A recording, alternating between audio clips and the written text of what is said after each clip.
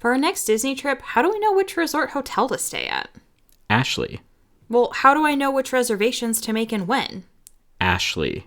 But seriously, where can I find the best deals on park tickets? Ashley. Why do you keep saying Ashley? Because when it comes to travel and Disney planning, Ashley is always the answer. Oh, you mean Ashley Dixon from Adventure Awaits by Ashley, of course. Yes, she knows all the tricks, tips, secrets, and more to make your next vacation easy, enjoyable, and absolutely magical. And take it from me, you can never have too many Ashleys in your life. To book your next trip, contact Ashley at Adventure Awaits by Ashley, and be sure to mention that the Wonderful Thing About Disney podcast sent you. We just found a whole new way to enjoy our trips to the Disney parks. Where in the Park is a signature theme park seek and find game. Each game features images showcasing unique and often overlooked details inside the parks. Players explore the park at their own pace, looking for each image. Play solo or team up with friends and family. This makes the perfect addition to a park day, whether it's your first visit or your 100th. What's even better is that it's not only for Disney. Where in the Park offers packs for theme and amusement parks across the country.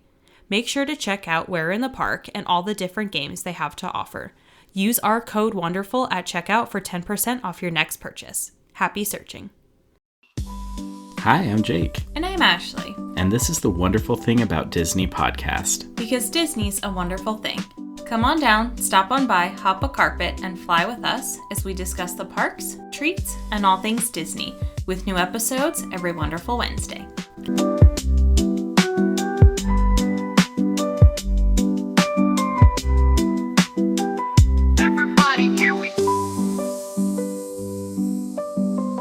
What's up, everybody? Happy Wonderful Wednesday. Welcome back to the Wonderful Thing About Disney podcast, and welcome to an episode that is going to be absolutely ridiculous. Oh, you know it will be.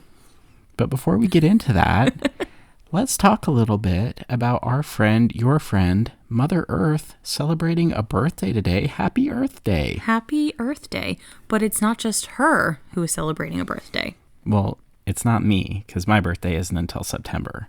And it's not me. So who is it? It is Animal Kingdom. Animal Kingdom. Happy birthday. That's right. Animal Kingdom's getting up there, too. What is this, 28 years? If I did the math right, yes, because it opened April 22nd, 1998. Well, that is amazing. Happy Earth Day, Mother Earth, all your inhabitants, and happy birthday to Disney's Animal Kingdom. Honestly, probably my top 4 Disney World Resort park, if I were to just throw it out there. That's not helpful. Oh, okay. Well, anyway, Gosh. That should set the mood for this episode. And if it is ridiculous and full of shenanigans, you can only blame yourselves because the Dinglehoppers asked for it, and that's what we're here for. We're here to deliver. Yeah, so this idea came from our top 10 Disney plot twists. If you listen to that episode, Jake, I think twice, maybe 3 times during that episode, kind of retold some of the plot twists and like what happened in that movie. So we thought, what better way than to do an episode where Jake retells all the Disney stories. And you guys wanted it. You did, and I'm not sure why, guys, but again, Sure why. I am a man of the people. You asked for this, so we threw this idea together. Ashley has picked, 10 different movies? I have 10, yep. I don't know what they are. They're all Disney animated movies, and apparently you want me to give a summary or a synopsis of them, so... Yeah, and I tried to pick ones that, you have seen recently or that you really enjoy. Yeah. So you kind of, that way you're not like, wait, what happens in this movie? I tried to pick movies that you like. Well... All right. But they are all Disney animated. Okay. Well, let's give it a try. Let's see what we can do with this. So, I'm scared. Ladies and gentlemen, Dinglehoppers of all ages, this is Disney animated movies according to Jake. Part 1. Unless it's weird, then we're never doing this again. That's true. All right. Hit me with a movie. Let's see what we got. Your first movie. Yeah. Tarzan. Oh, man. Tarzan? I haven't seen that movie forever. Okay, but I did watch it a lot growing up. All right, so basically what happens is you got this English family that gets in a shipwreck somewhere, I think Africa or something, and then they're like, hey, we're stuck out here. Let's just build a tree house in the jungle, which honestly is actually kind of a cool idea because who wouldn't love doing that? And so they have this life and everything's rad and they have this little baby living in a tree house. Sounds like a dream, right? Wrong. It's a nightmare because there's this wild, like, saber-tooth mutant leopard tiger cat that comes in and eats the parents. They're dead. So now it's just a little human baby and you're like, oh man, the little man baby's gonna die, right? Wrong again. That's because this lady gorilla, she finds him, and I think her name's like Koala or something. No. And Koala's like, hey, I'm going to raise this little man baby. And her husband, who's like the jungle gorilla king leader guy, he's like, no, you can't keep him. He's a man. And she's like, but I love him because that evil jungle cat ate his parents, and that evil jungle cat also ate our baby. And so then he's like, I guess you can keep it because it'll fill the hole in your heart from the other baby that died. Gosh. But Tarzan, he's like growing up. And again, he doesn't look like everyone else because he's like, hey, I'm hairless. They're all hairy monkeys. I'm not.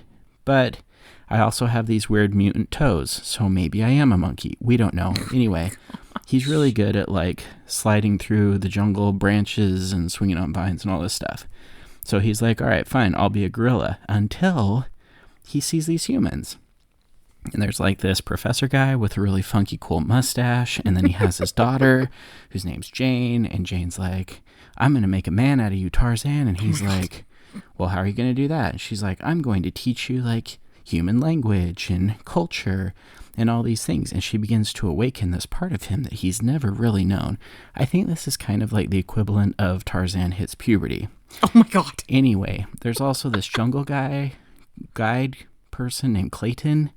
And he has like this little funky pencil-y mustache that's not really that impressive. But he's like, well, I'll guide these people through the jungle until you realize, plot twist, he's actually the bad guy. And he wants to capture the gorillas and sell them. Which, that's really inhumane. But anyway, Tarzan's like, wait a minute, this dude's bad. He's going to sell my monkey family. So then there's like this fight because Tarzan is torn, but then also Clayton's going to kill the gorillas or something like that. Anyway, it all finds out like in the end that I think like the king gorilla dude, he fights Clayton and then he like defeats Clayton with Tarzan's help. But then like the jungle king monkey gorilla dude, I think he dies.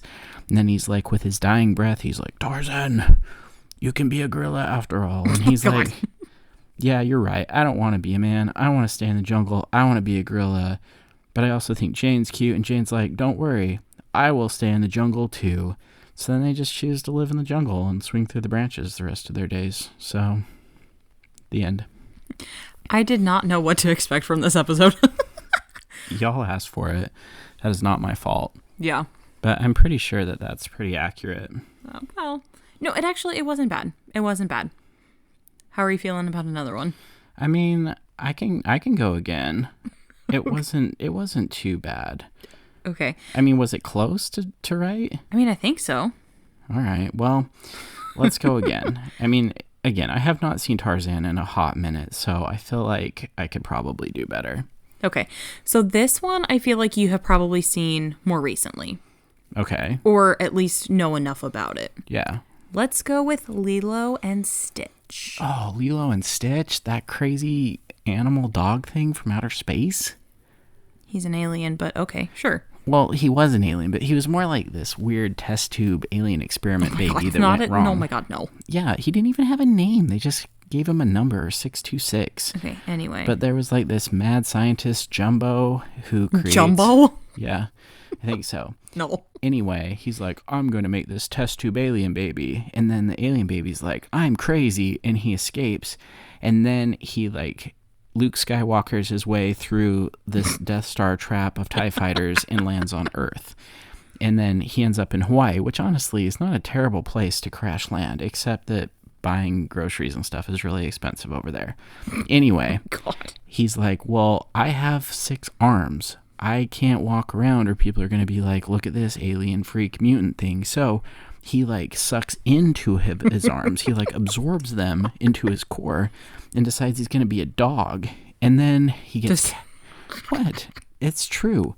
And then he goes to this like animal shelter, and then this little orphan girl named Lilo, who's had a pretty crappy life, to be honest, and her older sister, like, she's trying to make ends meet because, again, the parents are dead. Shocker. But she's not really doing a great job of relating to her younger sister. Anyway, she's like, hey, I'll just buy her an adopted pet, which I don't feel like is a very responsible choice. But anyway, Nani does it, and Lilo's like, I want the freak dog.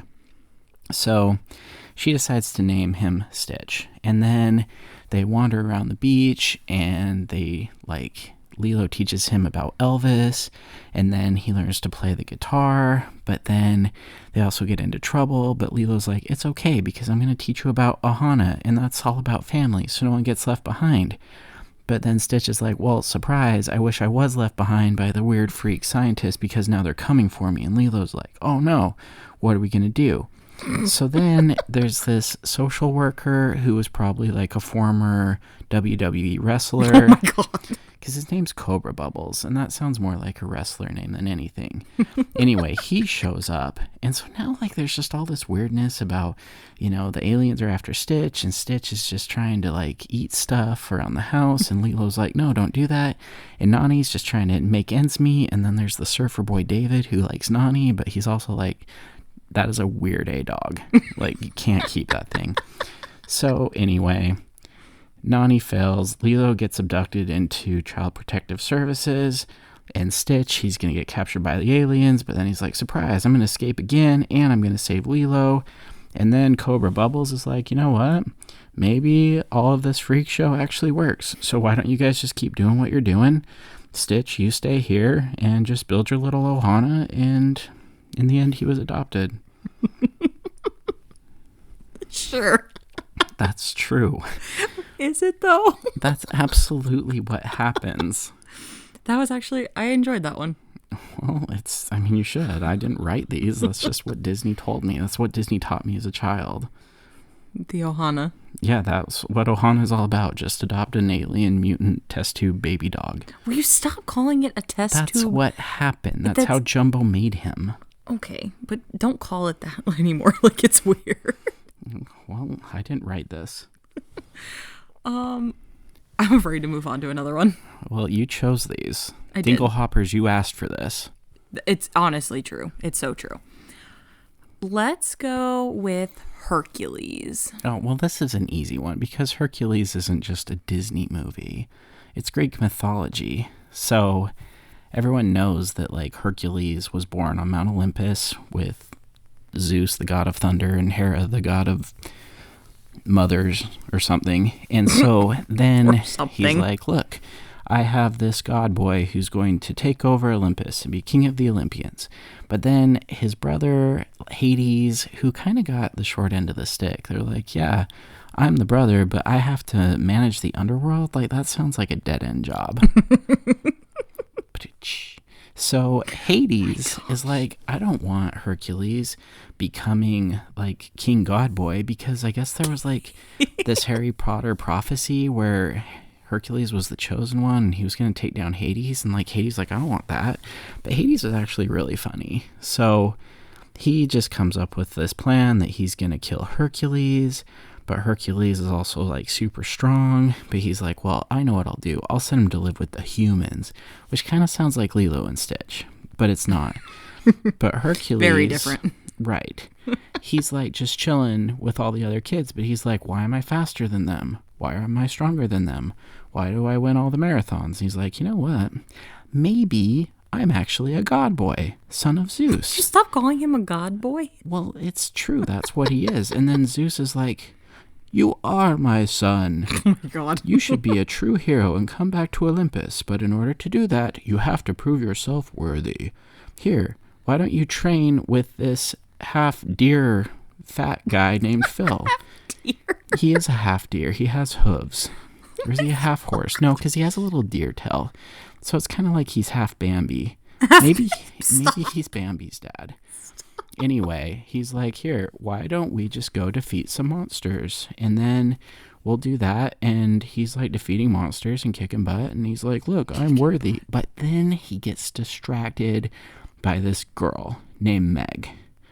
But you don't know this at the time. Plot twist, Meg's actually working for Hades. Mm-hmm. So Meg's bad, and she's trying to distract Hercules. And that didn't take very much, because that's like the first woman Hercules has ever seen. He's oh, I like that. But Meg kind of becomes like his Achilles heel. Yeah. And then she's like, well, I'm going to manipulate you. But then I also kind of like you back. And so it's this weird, like, does she love him? Does she not? But meanwhile, Hades is like, nah, you've done enough. I'm going to weaken him. And then I'm going to unleash the Titans to attack Olympus. And Meg's like, no, I'm sorry that I hurt him. I'm going to sacrifice myself in an act of love. And Hercules is like, well, did she love me or not? I don't care. I'm going to save Olympus, and I'm going to save Meg's soul. So then he, like, goes to the underworld, and he, like, pulls her out of the ghost trap or whatever. Ghost trap.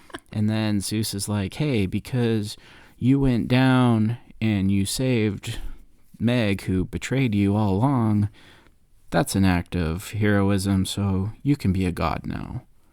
And then he gets to go back to Olympus, but then Hercules is like, nah, I'm good. I don't want to be a god. I want to stay on Earth with the girl who was betraying me all along because I love her. This, it wasn't very smart. But he stays with her, and then I guess he's still human? I don't know.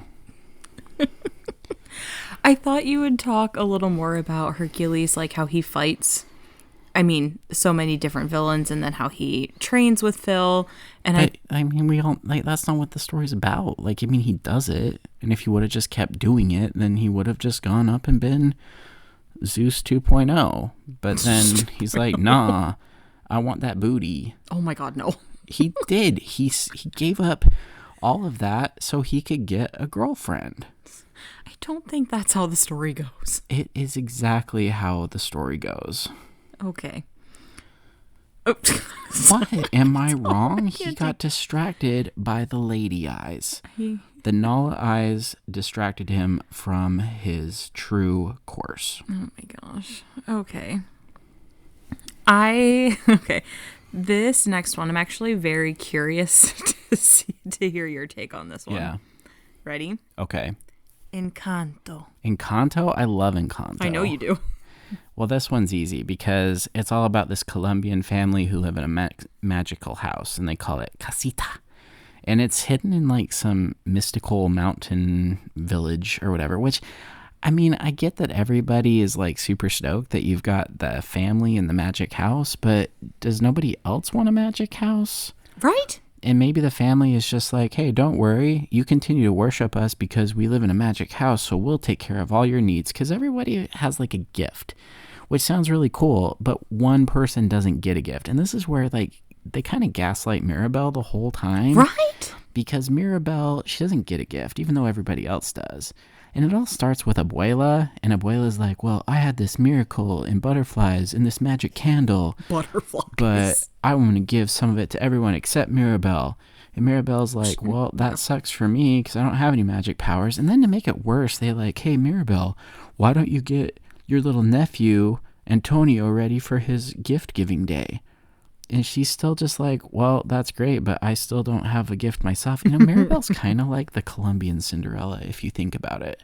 Oh, my God. So get your sisters ready for the ball, but you can't go yourself. You're so right. I know. I've known this for years. Anyway. Wow. Antonio's going to, like, the ceremony, but then Casita's like, oh, no me siento bueno. I don't feel good. And then everyone's like, oh, no, Casita's sick. What's happening? Well, Mirabelle's the only one who notices, and everyone's like, Mirabelle, you're full of crap. No, Casita starts falling down around her. And then Grandma's like, Mirabelle, what have you done? And she's like, I didn't do anything, biatch. And so then Mirabelle's like, don't worry, I'm going to go investigate. And while she's trying to figure it out, she realizes that their uncle, who they abandoned and, like, exiled because he was having, like, visions about them, and he's like, hey, maybe you shouldn't do this. And they're like, no, you ruined my wedding. He's like, all I said was grab an umbrella. But they like kicked him out. But he didn't really leave. He just lives in the walls with the rats. So then Mirabelle finds him and she's like, hey, can you read my fortune? And he's like, I can try. My eyes are going to get all green and spooky. And she's like, no, I'm good with it. So they do. And then Mirabelle's like, hold up. I know the truth. Abuela is really the bad guy. And Abuela's like, no, I'm not the bad guy. I just felt a lot of pressure because I had to keep the miracle alive. And Mirabelle's like, we're the miracle lady, not you. The miracle is family, which actually is kind of a beautiful thing. And Abuela's like, yeah, you're right. I'm done gaslighting you, so let's hug. And so then they get together, and then the house like heals itself because they all become friends again. But then what about the sister that can hear everything? And she's like, oh yeah, I knew Bruno was alive the whole time. I heard him in the walls chilling with the rats. Maybe she's the villain. I've said this from the very beginning, that she's the villain. Wow. And then you also have that weird dynamic with the pretty sister, because she's like, no, Mirabelle, I'm pretty. You're trash. There's a lot of gaslighting in this movie. There is. That was actually much better than I could have anticipated. Yeah. And I guess Mirabelle, her gift is that she's the heart of the family. Yeah. Well, she and Abuela are the only ones that can talk to Casita. Well, why didn't they just tell her that all along and be like, Mirabelle, you're great. You can talk to Casita. And Casita would be like, yeah, that's right. She's the only one who hears me. I don't know. They were really mean to Mirabelle. They were. I don't know. That was 10 out of 10. Oh, good. That was great. I loved it. Well, I'm glad. That one I think was my favorite so far. Okay. How many more of these do we have? So we have, I think we're about halfway. Oh, good. Lucky you, Dinglehoppers. Settle in. Okay. But wait, there's more. But how about we do a princess? Who is it? Let's do Beauty and the Beast. Oh, man. All right. So imagine that the scene opens in a little town, just a quiet village. Oh, my God. Every day, just like the one before. And then there's this chick who's like walking through reading books, and everyone's like, hey, there goes the weirdo. Why? Because she's the only educated one here in town? Why don't y'all back off? And everyone's just talking smack about her. But also, she's like way better than them. Not only is she smarter, but she's also better looking. So I can see why everyone's hating on her. But also, they should be proud that she's there. Unfortunately, her dad's kind of a weirdo, but he's also inventing some cool stuff, but everyone thinks he's crazy. Anyway, all she wants to do is just go get more books.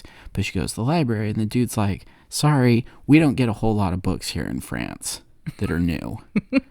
And she's like, well, I guess I'll just take this one, even though I've read it twice. And he's like, you know what, girl? Why don't you keep it? She's like, okay, I will. Well, then there's this like hairy, strong dude that I guess is like the cream of the crop for the man population. He's already got like this horde of chicks following him around, falling all over him anyway. But he's like, no, I want the smart one. I don't blame him, but also she's way out of his league. Anyway, it's just weird. So he's chasing Belle, and Belle's like, no, I don't want you. But meanwhile, Maurice, Belle's father, he's like, hey, I gotta go. I'm going to go off into the woods to join the county fair and show off my invention. And then while he's out there, this pack of wolves attacks him, and he's like, oh no, wolves. And then he finds this abandoned castle, and rather than just like knocking and waiting, and when no one opens, you just move on like a normal person, he's like, oh, that's all right, I'll let myself in. And then like there's these magical creatures inside, like this candlestick and a clock, and they're like, hey, who's this old guy? And Candlestick's like, we should help him. And Clock's like, no, don't do it, it'll upset the master. And Candlestick's like, no, I don't care, I'm gonna do it. And then the Clock's like, you're gonna upset the master. Well, the master does get upset because he's like this weird monster beast dude. So what do? We just throw him in prison. I don't know why you just don't throw him back to the wolves. That would have been a lot easier. Well, now Belle is like, wait, I can't find my father. I'm going to go find him. Because the horse goes back. I realize that the horse is kind of the hero. Yeah, right? But anyway, Belle's like, hey, horse, take me to my father. And horse is like, I can take you to the castle, but I'm not going in there. But also there's wolves outside, so I think the horse is kind of stuck. Anyway, she goes in. Beast is like, who are you? She's like, I just want to save my papa. And he's like, you can save your papa, but you got to stay here and be my slave. And she's like, okay, I'll do it. But then all of the people in the house, like the other inanimate objects that are now alive, they're like, but we should help her. Let's feed her a meal and sing her a song. And they do. And then the beast's like, why are you singing songs to my prisoner? And so then he throws her back in jail. But she's like, you know what? You're kind of a jerk. But if you weren't such a jerk, maybe you'd have a good heart. And he's like, well, I'm a jerk because I have a dying flower. And so Dying flower. it's true. Because if the flower dies and you lose all its petals, then the beast dies too. And because there was like this weird witch who cursed him because he was just not a good dude. Anyway, Beast starts to change because Belle shows him kindness. And he's like, you know what? Maybe I can love again. And she's like, well, I'd love you, but you're a horrible beast. He's like, that's okay. I got this beautiful yellow dress for you. And she's like, oh, that's just my color. And there's this amazing animation. Let's dance to it. And so they do. And then he's like, I love you so much. And she's like, yeah, but I have to go. And he's like, okay, I love you, so I'll let you go. And then I'll kill all the people in the house. And they're like, that's unfortunate, but we get it. You have a good heart. So he lets it go. But then Gaston comes and there's a fight and the beast sacrifices himself as the last petal falls. And Belle's like, no, he might be hairy, but I can love him. And she cries on him. And then all of a sudden he like gets in this tornado and his clothes fall off. But it turns out he's, well, no, he's a man. It doesn't go into a tornado. But here's the thing is when he turns back into a man and everyone's like, oh, the curse is broken. I think that Belle secretly is like, no, I kind of like the hairy beast man. You actually have said that before, yes. But then the curse is broken. And everyone lives happily ever after. Gaston dies, though. So that means the girls are probably sad. Yeah. Maybe they get with the bakery dude. Sure. Who's cooking baguettes. Probably not. I mean, who else is left in town? It has to be that guy. That was very good. Yeah. That was very good. I quite enjoyed that one, too. That was a classic. Dinglehoppers, if you have made it this far, thank you. Yeah. Thanks for that. Yeah.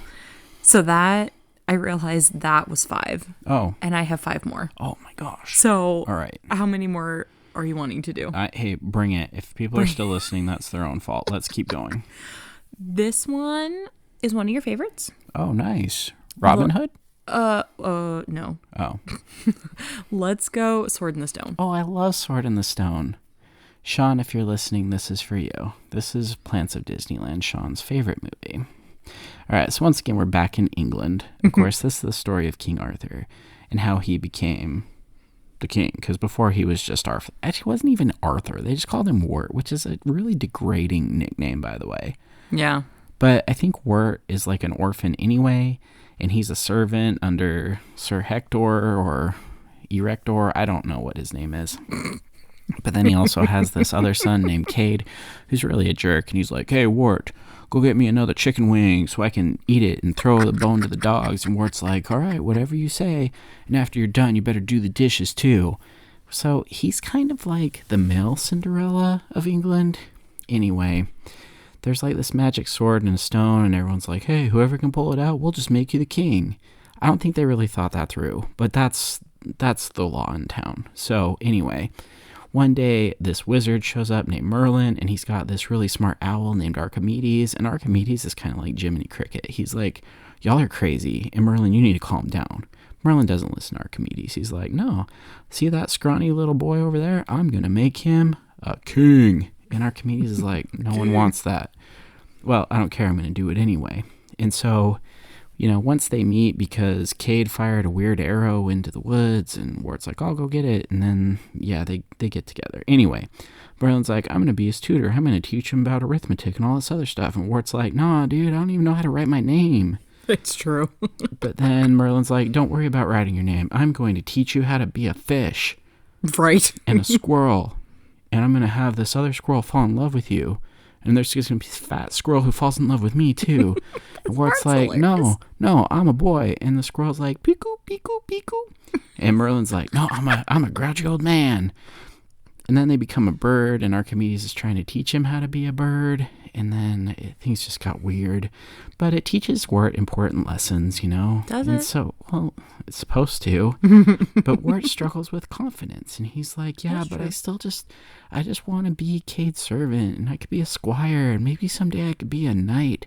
And Merlin's like, why you want to be a knight? You could be a king. And Wirt's like, no, dude, I can't be a king. Well, Merlin is like, well, hold up.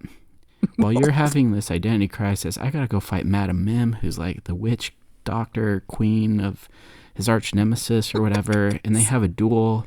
They turn into a bunch of animals, and she's like a dragon, and she's gonna burn his little goat beard, and he's like, surprise, I'm a germ. Right. I'm a virus, and he gets her sick.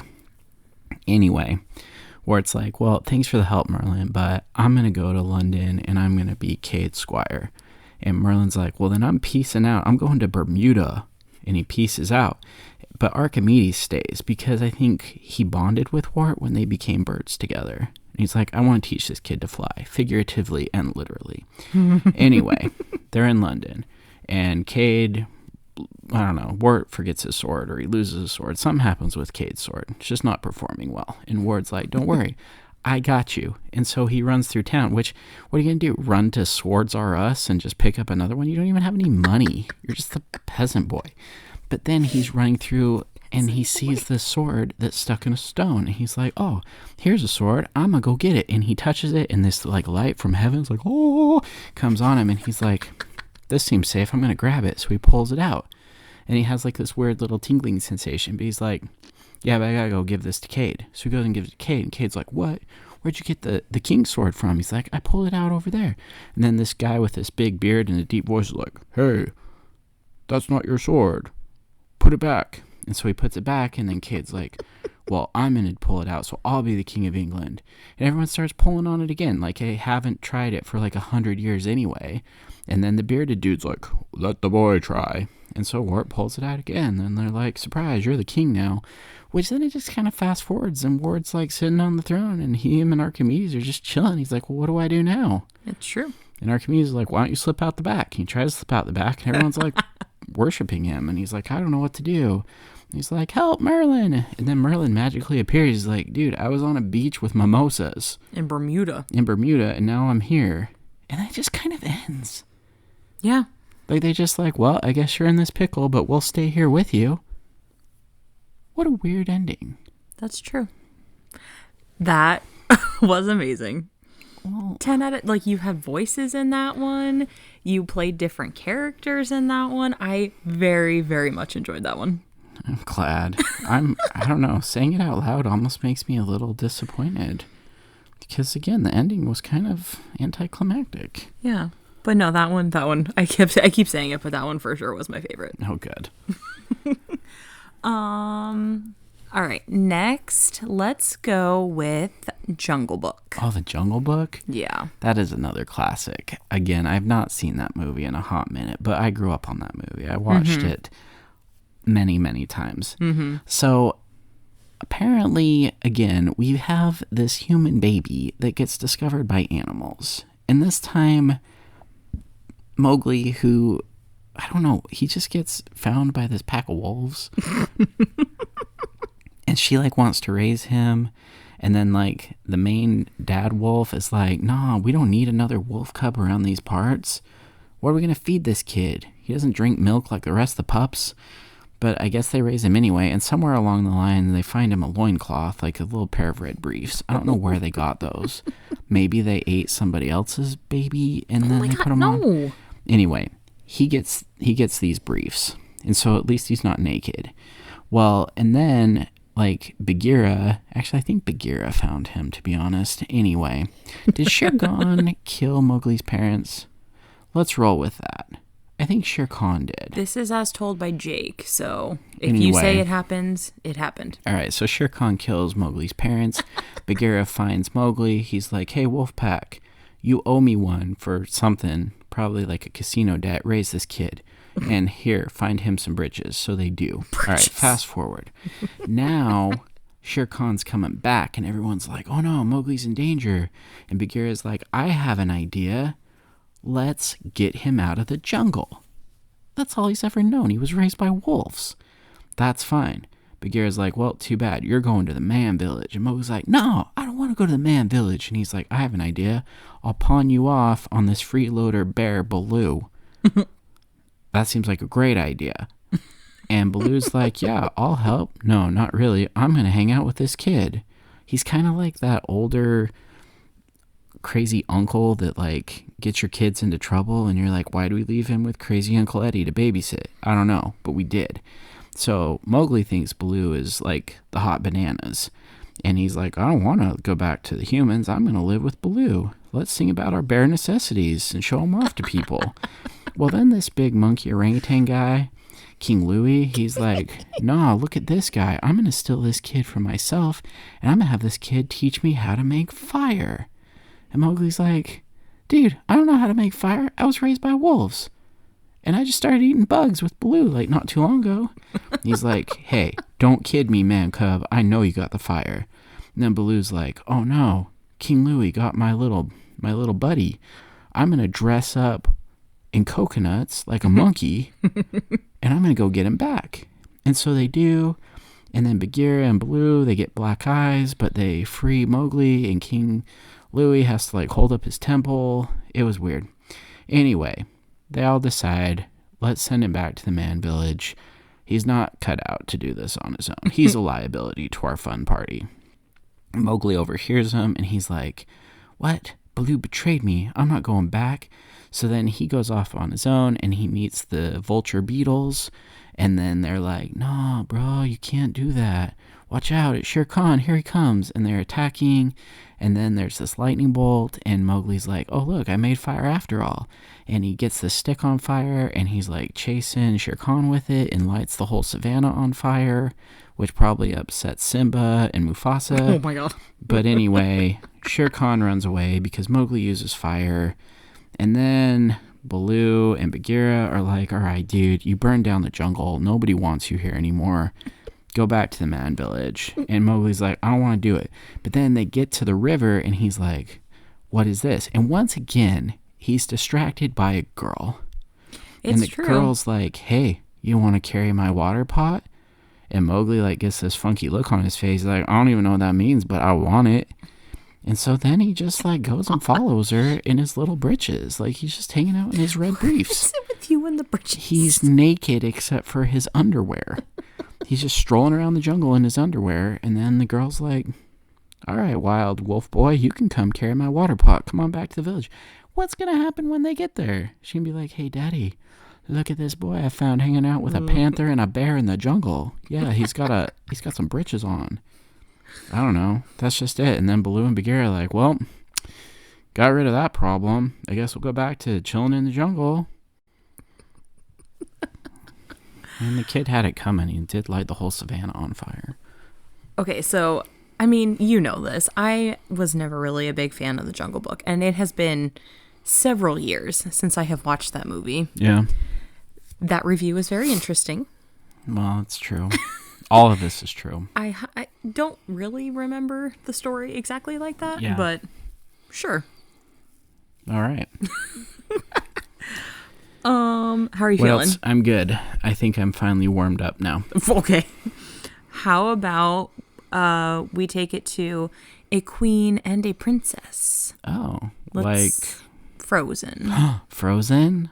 Boy, this is Team okay. Frozen. This is a high standard. I know. You're asking me to critique Olaf's own movie. Yeah, kind of. Oh, that's hard. This is mean. Okay, so basically, there's a king and queen. They have two daughters, and one of them's got like this freakish freezing power. I don't even know where it started from or how it happened, but she's born with it. And somehow Anna isn't born with anything. I'm surprised they kept trying after they had Elsa, to be honest. Oh my god. When did they find out about Elsa's powers? But, like, honestly, think about this. Or like, hey, our baby has, like, these crazy freezing powers. Let's try for another. Were they trying to get fire? I don't know. They trying to get fire? Anyway, the sisters are very close. They're besties. And Anna's always like, hey, Elsa, let's make snow in our bedroom. And Elsa's like, we really should go to bed, but okay, let's do it. And they do, and they're having fun. But then things get a little crazy, and Elsa blasts Anna in the head, and it gives her like this like funky little white streak, which actually didn't look too bad. I thought it was good. But then the parents are like, Elsa, what are you doing? We told you not to do this. You got to wear gloves and hide in your room forever. And she's like, Papa, no. But she does. And then she gets like super moody and emo. And Anna's like, I just want to play with my best friend, my sister. And I'm going to talk to her through a keyhole. And Elsa's like, go away. I want to be moody. And then Anna's like, okay, well, that sucks because, surprise, our parents are dead. They went on a trip in the sea and died, which maybe they ended up being Tarzan's parents. I know. I like that theory. Anyway. I've heard that theory before. So once again, the parents who had the crazy ice queen decide to have another baby. Someone needs to, like, cut them off. They need to stop. But again, they're dead from the jungle cat. Anyway. So Elsa gets older, and they're like, well, we don't have any other queen, so we might as well make the Ice Queen our queen. And then everyone freaks out when Elsa's like, yeah, I still have frozen powers. That didn't change. And then she's like, you know what? I'm over this. I'm going to go escape into the mountains. And so she does. And then she's like, you know what? I'm just going to build myself my own castle. And she does. And she has this, like, coming to womanhood moment where she just makes her own dress. And it's actually pretty sweet. It is pretty cool. And it is a baller song. And then she's like, and just in case anyone tries to get me, I'm going to make an ice monster to protect myself. Which all would have worked out great. But then Anna's like, yeah, but you're my sister. I got to find you. I'm going to get this ice peddler man to take me to the mountains, which I don't know why he knows the way, but along the way they go to the sauna, and there's like a summer sale at the sauna, and they're just like, no, we just need carrots to feed our reindeer. But anyway, Anna gets there, and she's like, Elsa, come back. And Elsa's like, no, leave me alone. And what happens? She hits Anna again with her powers, and like, oh, Elsa, you froze my heart. And Kristoff is like, I guess I'm stuck loving the reindeer. And Elsa's like, well, sorry. And then Olaf is like, why would you guys keep doing that? Let's just be friends and stop fighting. But they realize a true love, it needs to save Anna because the rock people who apparently raised Kristoff, what do the rock people have to do with any of this? First off, they're trolls. Yeah, but they just roll around as rocks. But they're trolls. I know they're trolls, but they look like rocks. Anyway. This whole time, there's also this weird thing about Hans from the Northern Isles who's like, hey, Anna, you want to finish each other's sandwiches? And she's like, I just met you, but I love you. Well, surprise, I'm the bad guy. And that's where, again, I mean, Hans is kind of a dweeb anyway. I mean, Kristoff is like this rugged mountain man, and yeah, he has this weird relationship with his reindeer, but at least the guy's good for something. Hans isn't good for anything, but he's like, well, if no one's guarding the castle, I'm gonna take it for myself. And he's like, just to cover up my tracks, I'm gonna kill the only remaining heir to the throne, which is Anna. But Anna's already dying from a frozen heart. Anyway. Sad face. It was really sad, but Anna decides, you know what, I'm dying anyway. I'm going to sacrifice myself to save Elsa. I can be an ice sculpture. And so she does. But then that act of true love thaws Anna, and it reveals that love, not romance, is the key. So sisterhood saves the day. And then Elsa decides, you know what, I'm going to control my powers now. And here, you guys can have summer again. We're tired of winter. And then Hans, he gets exposed to his brothers, and they haul him off somewhere far away. I don't know what Kristoff does, because now that it's summer, no one needs ice anymore, or he can't get ice. I don't know, maybe he starts just growing carrots. But Arendelle is saved, and Elsa rules with justice and dignity the rest of her days. I don't know what to say. I don't know how to react to that. I mean, was I wrong?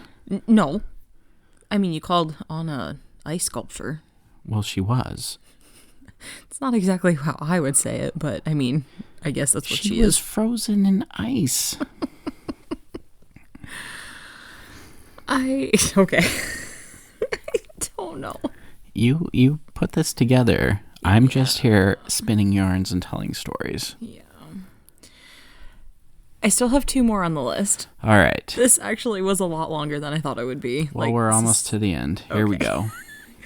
Let's do Emperor's New Groove. Oh, man. All right, so fair warning, I did not watch this movie very often. So, and I loved this movie. Oh, good. What could possibly go wrong? Okay, so it starts out with this dude named Emperor Cusco, and he's ruling in, let's say, Venezuela. And he's not a very good dude. He No. just I just want to have all the money, I want to have all the power, and I need to build a new summer home similar to Walt Disney World.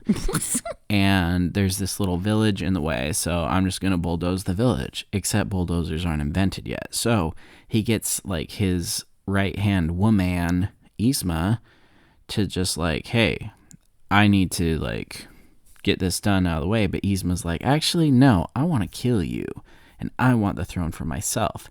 So she tries to poison him or something, but the poison didn't work because her henchman, who is actually Patrick from Soren, he turns him into a llama instead.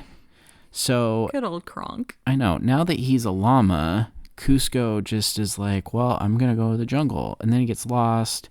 And he's well, I can't be king because I'm a llama. And then there's this villager named Pacha. And Pacha's hey, llama, I'll help you return to the village. How did he convince Pacha that he was actually the prince? Because Pacha recognized his voice and he was Emperor Cusco?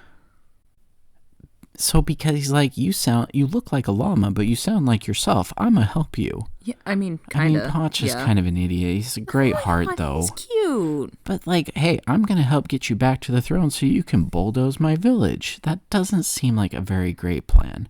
But Cusco's all right, cool. Well, here's the thing, though. You have to spare my village if I help you. And Cusco's sure, I'll do it. No, he's really not. He's going to bulldoze the village. Anyway, Yzma and Kronk realize that Cusco's still alive. And they're well, let's build a roller coaster and go track him down. And so they do. And Cusco and Pacha are oh no, we've got to get back. And there's all these obstacles. But you know what? Let's be friends along the way. And now Cusco's maybe I've underestimated the peasants. They could be my friends. And so initially he kind of betrays Pacha. But he's no, that was wrong. I need to be nicer, so I'm going to go back and help him. But Yzma's surprise, I caught you. And so then there's all these potions, and everyone's turning into animals. And then Cusco's hey, I'm a human again. I found the correct potion.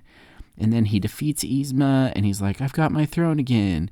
Now I can bulldoze the village and build Disney World. But he's nope, I've changed.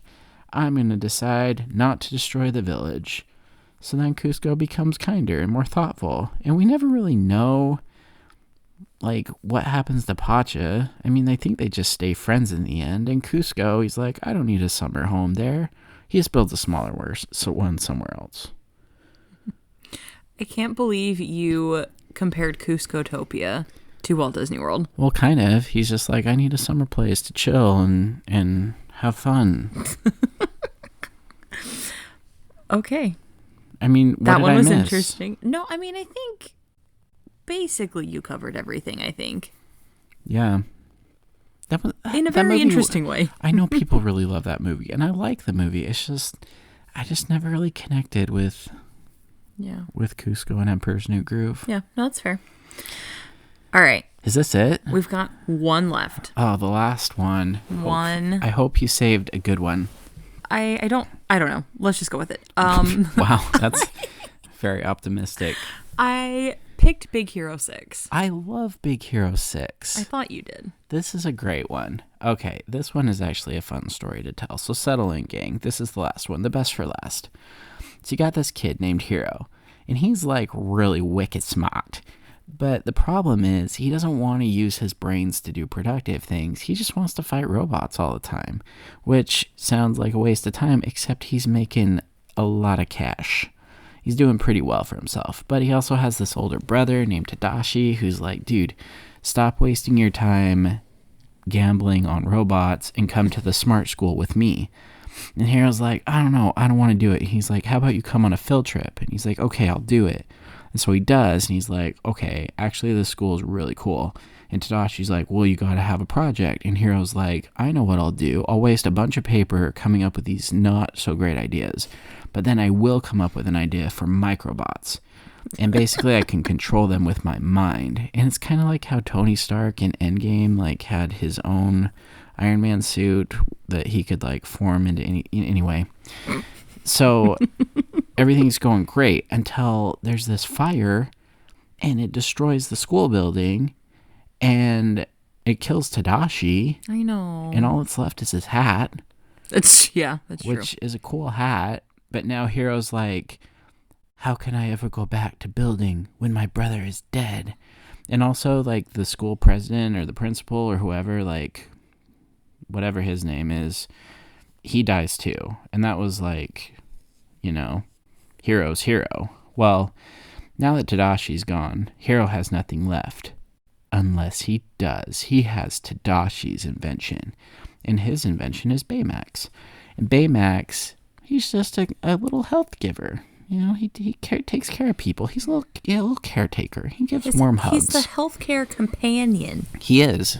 And he's like, hey, I just want to make you feel good. And Hiro's like, well, I'm sad. And then he's like, but wait a minute. What if I upgrade Baymax? I'll take my brother's invention and I'll turn him into a robot fighter. And why would he want to do that? Well, he wants to go fight crime. But that's not what Baymax was made for. Baymax was made to like help people feel good. But then he's like, well, I'm going to go get Tadashi's friends so they can get in on it too. And we'll form this superhero squad called the Big Hero 6. And that's the perfect timing because then there's this mass villain, Yokai. And he comes out and he's like, I'm going to take over the world and all this. And I'm like, no, we're going to fight you. And then they are fighting him. And he has this like crazy mask. And then they knock it off. And it's like, oh, what? It's Professor Callahan, the guy that supposedly died in the fire. He's alive. And so then it's like weird because you're like, well, hold up. You just unmasked me. And I want revenge because my daughter is floating out in space somewhere. He doesn't really know it. He's like, she's out there. I feel it. And then Hiro's like, well, hold up. You killed my brother because you're the one who started the fire. Da, da, da, da, da, da. And then Callahan's like, no, you can't stop me. And Hiro's like, well, I'm going to program Baymax to be a killer. And Baymax is like, no, don't make me a killer. And Hiro's like, you will kill. And so then they go after Callahan and there's this big fight. And then Baymax is like, dude, that's not what I'm about. That's not what Tadashi wanted. And Hiro's like, yeah, you're right. Let's just stop Callahan instead. And so then they go and then they find out that Callahan's daughter's floating out in space. And they're like, bro, we got you. We'll go through this magical portal and we'll save her. And then they do. But Baymax, he's like, I can't save you all. Here, attach yourself to my fist. My fist. And then he fires it off. And then Baymax just like sacrifices himself and just floats out into nothingness. I know. And then Hiro's like, I have nothing but his healthcare chip.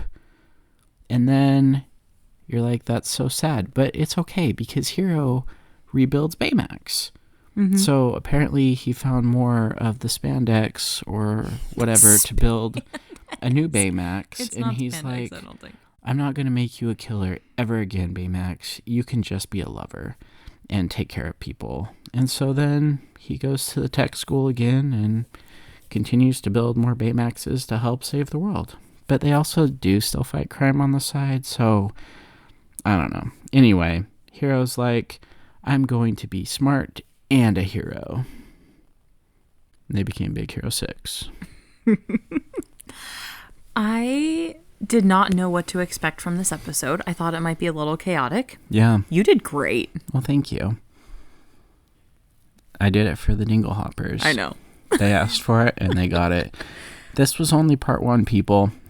Unless you say that it was terrible and then we're never doing it again. Yeah, unless you don't like it. But if you have any special requests for part 2, I guess you can throw them at us. And let us know what you think. Like, how did Jake do? Really good, really bad? Were there parts of the movie that he really, really missed? Let us know. I feel like I nailed it. No, you did a good job. Thank you. You did a good job. Thanks for listening, Dinglehoppers. I hope this is not the end of our podcast. No, I think we'll be good. That's it for this week's episode. Don't forget to rate our show on Apple or Spotify or wherever you listen to podcasts. Subscribe to support our show on Patreon. Check out our t-shirt shop, Shop Threads of Imagination. And until next wonderful Wednesday, TTFN.